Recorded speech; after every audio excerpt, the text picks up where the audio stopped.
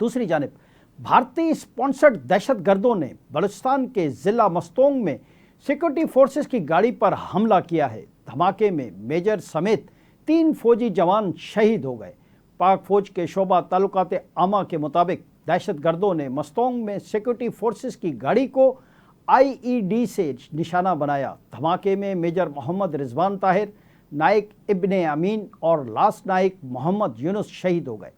ISPR के मुताबिक security forces के क्लियरेंस ऑपरेशन में 4 दहशतगर्द भी मारे गए। 31 साला मेजर मोहम्मद रिजवान ताहिर शहीद का ताल्लुक नारोवाल से था। 37 साला शहीद नाइक इब्ने अमीन ज़िला सवाबी के रिहायशी थे। 33 साला शहीद लास्ट नाइक मोहम्मद यूनुस का ताल्लुक ज़िला कर्क से था। मेजर रिजवान शहीद एक दिलेर अफसर थे जिन्होंने दहशतगर्दी के खिलाफ मुतअद्दिद ऑपरेशंस में हिस्सा लिया और हमेशा फ्रंट लाइन से अपने जवानों की क़यादत की। पाक फौज के शोबा तालुकात आमा के मुताबिक इलाके में दहशतगर्दों की मुकम्मल बीकनी के लिए क्लियरेंस ऑपरेशन अभी जारी रहेगा। सिक्योरिटी फोर्सेस भारतीय सरपरस्ती में होने वाली दहशतगर्दी के मुकम्मल खात्मे के लिए पुरअज़्म हैं।